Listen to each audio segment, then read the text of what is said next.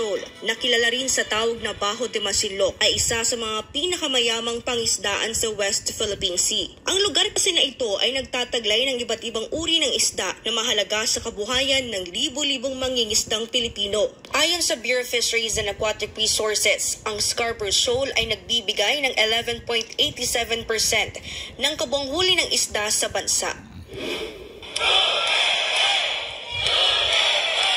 Araw ng Lunes, Hunyo 17, sa Maisog Rally sa Angeles City, Pampanga, lakas loob naglabas ng hinaing ang isa sa mga mangingisda mula Zambales sa kasulukuyang estado ng hanapbuhay ngayon sa Bajo de Masinloc. Sabi ni Anthony Colado, sa ilalim ng pamumuno ni former President Rodrigo Roa Duterte, ay buhay at malaya silang nakakapangisda sa naturang karagatan. Pero sa pag-upo ni Pangulong Bongbong Marcos, ay tila hirap na silang puro kasi sinungalingang pinagsasabi. Sa totoo lang, itong huling yung July 13, inabog kami ng China. Ayun. Nalaya sila ng China. Habang papalapit yung barko, kinakabahan dahil barko yun kahoy lang kami. Simula nung umupo si BBM, sa totoo lang, naging baga lagi na lang kaming sinisita ng mga barko, baga tinatabihan kami. Ayon mismo sa mga mangingisda, sa ilalim ng Administrasyong Duterte ay wala silang naramdamang tensyon sa pagitan ng mga Chino. Kaya panawagan ni Colado sa kasulukuyang administrasyon na tulungan silang maibalik sa dating estado ng kanilang pangingisda sa Bajo de Masinloc. Hindi mapagkakaila na hirap ngayon sa buhay ang milyong-milyong Pilipino. Wala na kasing humpay ang pagsirit ng presyo ng mga bilihin, kuryente, tubig at iba pa. Ito ang binigyang diin ni Atty. Trixie Angeles Cruz, ang dating press secretary ni Marcos Jr. Ani Atty. Trixie, hindi ramdam ng mga nasa sektor ng agrikultura ang sinasabing pagmamahal ni Marcos sa mga magsasaka. Git niya, hindi naman kasi kumikita ngayon ang mga magsasaka. Etong problema. Alam ng gobyerno natin kung ano ang problema lalong-lalo na sa agrikultura. Hirap i-explain to Mura nila bibilin dun sa magsasaka. Mahal nila ibebenta sa atin. Sinong kumikita?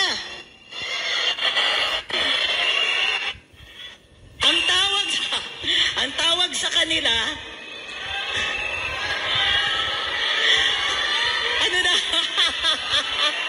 magnanakaw. Ang tawag sa kanila, ang daming suggestion. Ang tawag sa kanila, barkada ng mga nakaupo. Pinapatay daw kasi ngayon ang mga magsasaka dahil sa alamak na importasyon ng Administrasyong Marcos. Sila ang kumikita. Kumikita sila sa likod ng mga magsasaka at saka sa ating mga mamimili. Ito yung problema. Alam nila kung anong solusyon. Alam nila kung ano ang kailangan gawin ng gobyerno para magmura ang pagkain. Tutulungan nila yung magsasaka. Bibigyan nila ng mga dryer. Bibigyan ng mga warehouses, silos, mga cold storage. Alam nila yung solusyon. Pero ginagawa ba nila?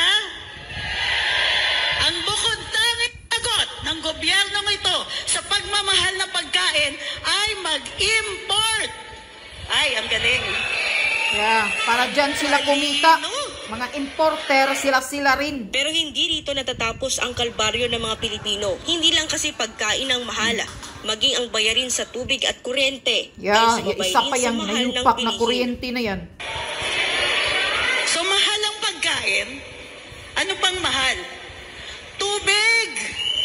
Pati tubig. Paano tayo mabubuhay? Mahal ang tubig. May ginagawa yung pagmamahal ng tubig. Tumataginting ang katahimikan tungkol dun sa taas ng presyo ng tubig.